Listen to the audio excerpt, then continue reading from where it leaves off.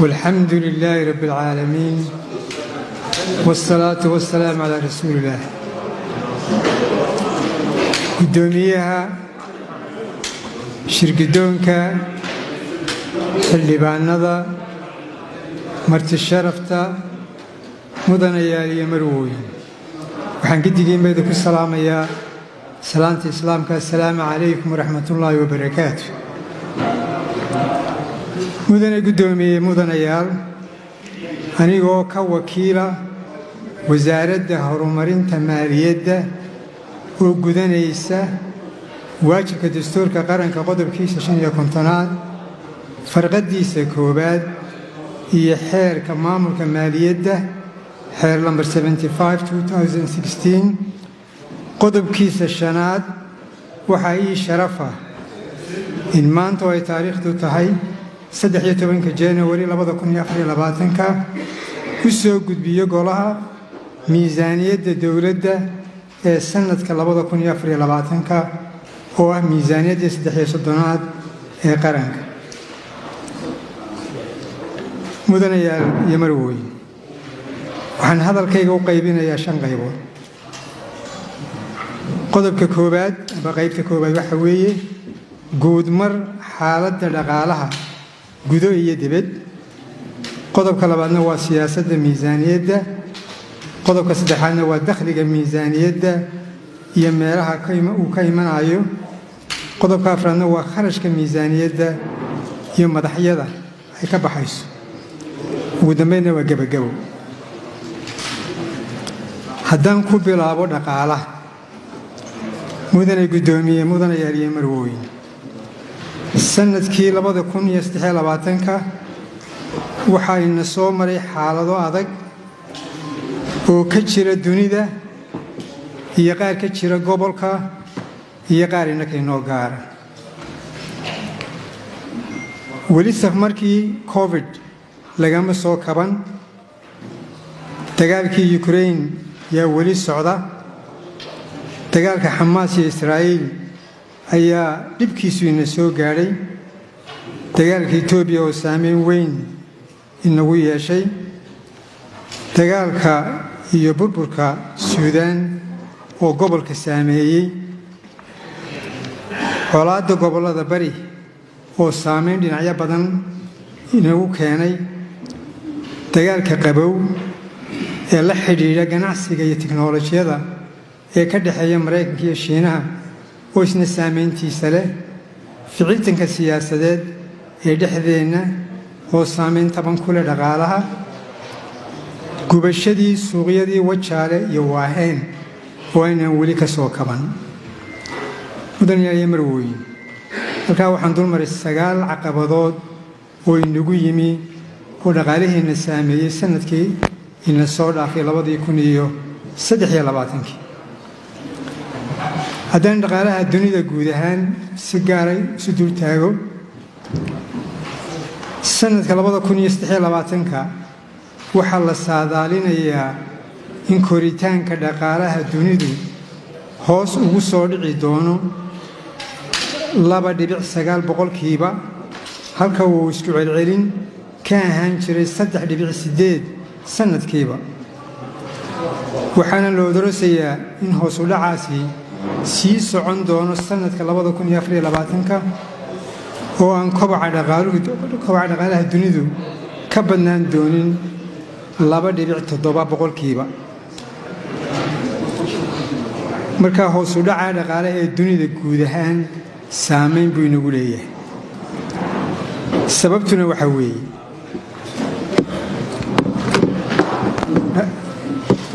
dhaqaalaha Soomaaliland mudanayaal iyo marwooyin wuxuu ku taagan yahay 3 lugood: lugta xoolaha, lugta ganacsiga iyo lugta xawaaladda.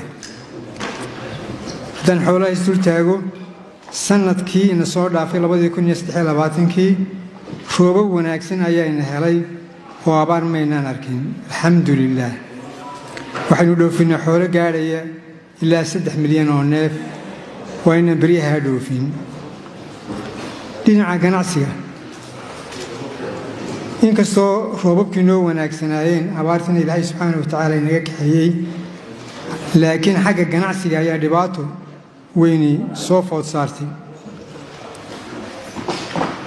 ganacsigu wuxuu ku tiirsan yahay ama ganacsigeenu wuxuu ku tiirsan yahay suuqeenna gudaha ee Somaliland iyo laba dhuumood dhuunta bariga oo inagu xidha Soomaaliya iyo dhuunta galbeedka oo inagu xidha suuqa Itoobiya nasiib darro labadii dhuumoodba way naga xidhmeen amba cidhiidhi bay galeen ta bariga colaadda bari ayaa xidhay ta galbeedkana siyaasadda dhaqaale ee Itoobiya ayaa xidhay iyaduna sida aawadeed waxaa hoos u dhac weyni ku yimi ganacsigeennii dibadda kaasoo taabtay dhaqaalaheenna iyo miisaaniyadeennaba xogta kastamka laga hayaa waxay muujinaysaa in 9kii bilood January ilaa September qiimaha badeecada soo degtay ay hoos u dhacday 15% marka loo eego kal hore sidoo kale bilaha January ilaa November sanadkeena soo dhaafay 2023 dakhliga guud ee inaga soo xirooday wuxuu ahaa 2 trilyan 4.7 bilyan ayuu ahaa kaasoo ka hooseeyay odoroskii miisaaniyadda 13%. dakhliga kastamku wuxuu hoos u dhacay 12%, dakhliga cashuurta berriguna wuxuu hoos u dhacay 4%. taas micnaheedu waxa weeye mudanayaa in aanay noo soo xiroonin 314 bilyan oo miisaaniyadeena ku jiray haddii dollar loo bedelana qiyaastii waxay noqonaysaa 36 milyan iyo 500 kun xawaaladda oo lugta kale ah waxaa iyana hoos u dhac ku yimi xawaaladda 3 biloodkii saddexaad July ilaa September 2023 xawaaladii in soo gaari jirtay waxay hoos u dhacday 3% marka loo eego 3 biloodihii kal hore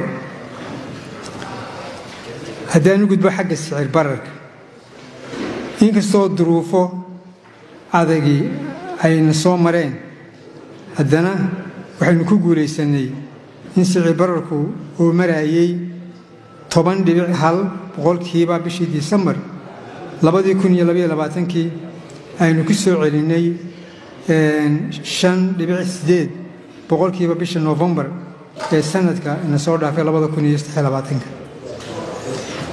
arrinka sarifka oo isaguna saameyn ku leh dhaqaalaheena waxaynu ku guulaysanay in qiimaha shilinka hoos u dhaco 4% kaliya halka qiimaha shilinka Kenya iyo birta Itoobiya ay hoos u dhaceen 50% iyo 100%.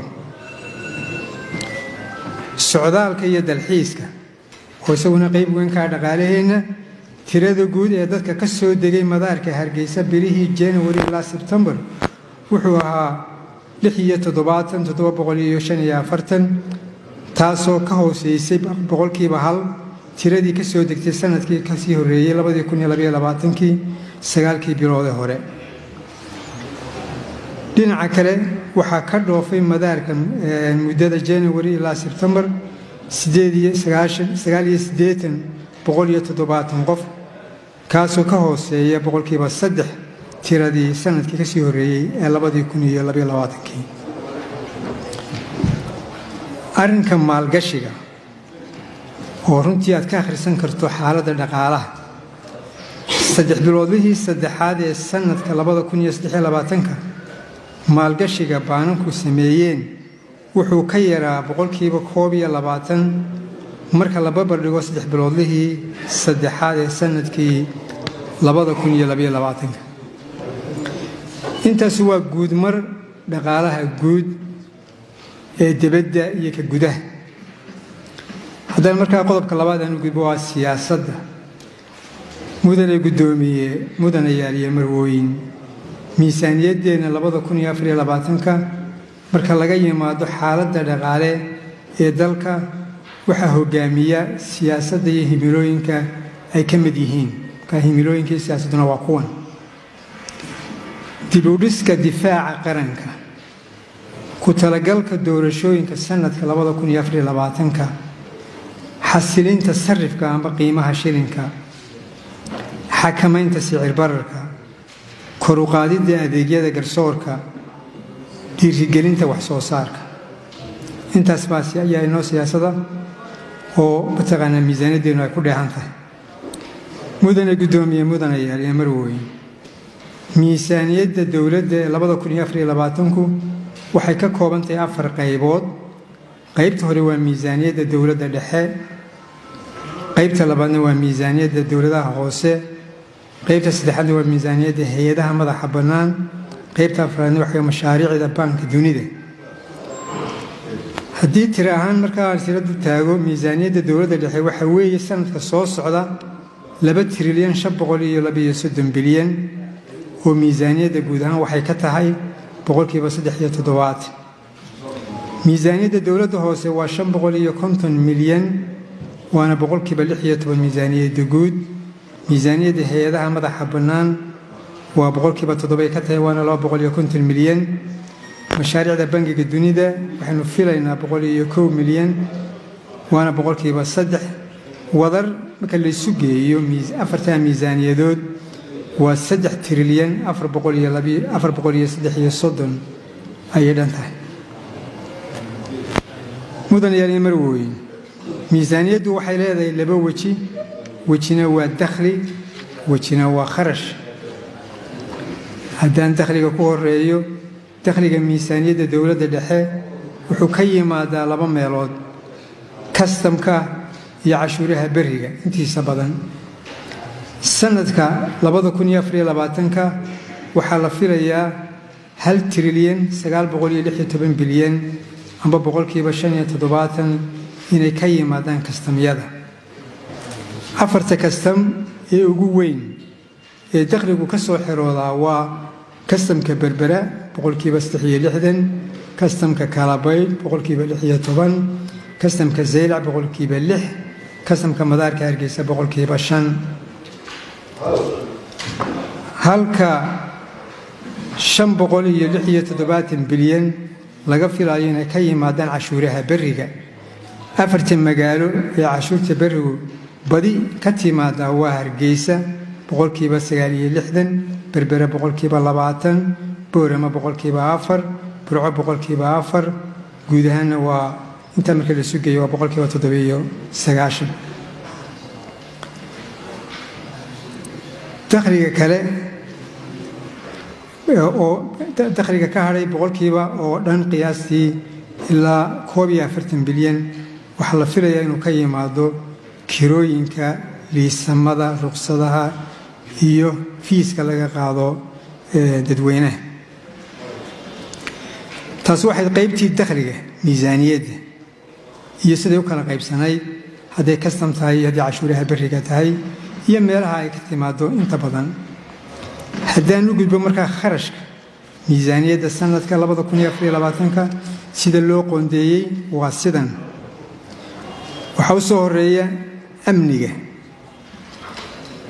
waxaa loo dorasay in kharashkiisu noqon doono 1 trilyan 229 bilyan oo qiyaastii noqonaya 140% miisaaniyadda guudba. waxaa ku xiga maamulka oo loo qoondeeyey 496 milyan waa 9.6% ayuu ka noqonaya miisaaniyadda guud. dhaqaalaha qaybta dhaqaalaha waa 381 bilyan qiyaastii waa 5%. waxbarashada waa 180 bilyan, caafimaadka 113 bilyan, wadaagayaasha kale 110 bilyan, kaabayaasha dhaqaalaha 68 bilyan, wax soo saarka 750 bilyan, biyaha 30 bilyan, deegaanka 30 bilyan, tamarta 12 bilyan. wadar ahaan marka la isu geeyo miisaaniyadda dowladda dhexe wuxuu noqonayaa ka kooban 11 madax 2 trilyan 532 bilyan bay noqonaysaa. kharashka marka laga eego dhinaca waaxyaha kaasi wadaagyadu dhinacii wadaagyadeena soo maray dhinaca waaxyaha marka laga eego miisaaniyaddu waxay u qaybsan tahay sidan soo socota magdhowga shaqaalaha wuxuu noqonayaa 1 trilyan